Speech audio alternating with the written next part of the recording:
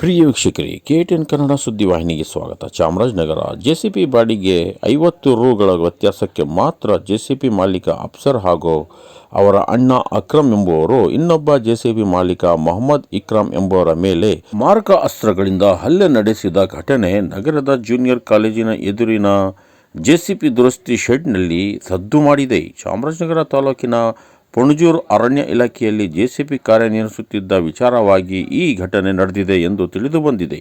ಈ ಘಟನೆಯು ನಿನ್ನೆ ಮಧ್ಯಾಹ್ನ ನಡೆದಿದ್ದು, ಹಲ್ಲೆಗೊಳಗಾದ ವ್ಯಕ್ತಿಯು ನಗರದ ಸಿಮ್ಸ್ ಆಸ್ಪತ್ರೆಯಲ್ಲಿ ಚಿಕಿತ್ಸೆ ಪಡೆಯುತ್ತಿದ್ದು, ಸುದ್ದಿಗಾರರೊಂದಿಗೆ ಮಾತನಾಡಿ ಘಟನೆಗೆ ಸಂಬಂಧಿಸಿದಂತೆ ಮಾಹಿತಿ ನೀಡಿದ ಜೆಸಿಬಿ ಮಾಲೀಕ ಮೊಹಮ್ಮದ್ ಇಕ್ರಾಮ್ ಅವರು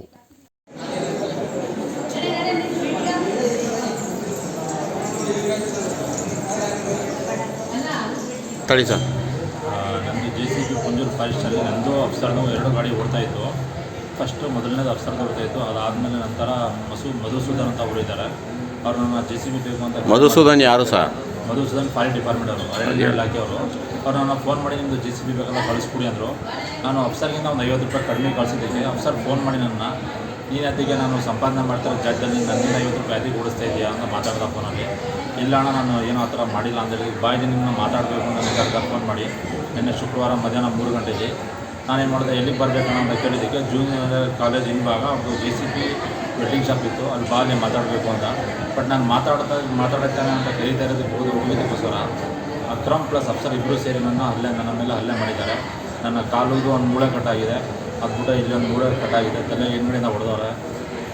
ಅದಾದಮೇಲೆ ನನಗೆ ಧಮಕಿ ಕೂಡ ಹಾಕಿದ್ದಾರೆ, ನಿಮಗೆ ಜೀವಂತವಾಗಿ ಬಿಡೋಲ್ಲ, ನಾವು ಯಾವಾಗಾದ್ರೂ ಒಂದಿನ ಸಾಯಿಸ್ತೀನಿ ಅಂತ. ಅಲ್ಲಿ ಅವ್ರ ಗ್ಯಾರೇಜ್ ಇದ್ದರೆ ಅಕ್ಕಪಕ್ಕ CCTV ಕ್ಯಾಮ್ರಾಗಳಿದೆ, ಬೇಕಾದರೆ ತನಿಖೆ ನಡೆಸೋಕ್ಕೆ ಹೇಳಿ.